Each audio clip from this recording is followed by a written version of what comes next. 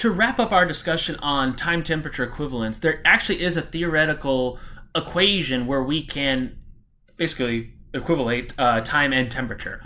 So this was done by basically Williams, Landau, and Ferri. It's the WLF equation, and it's the superposition of time and temperature. And it's an empirically derived equation, and you could superpose essentially curves by keeping essentially one curve fixed and shifting all the others by some differential amount parallel to a logarithmic axis. This is basically creating a universal curve.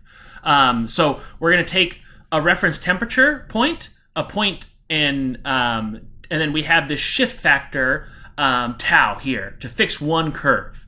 And then we can look for a new curve, and then we can shift it relative to our reference curve. So you can see that shift factor right there. And our WLF equation, again, empirical constant C1, C2, we typically choose our reference temperature to be the our TG.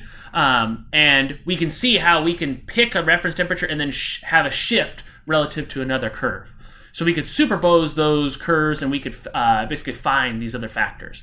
There are some limitations to the WLF, so it has to be in the temperature range of TG minus TG plus 100C. So that's one way for time temperature equivalence.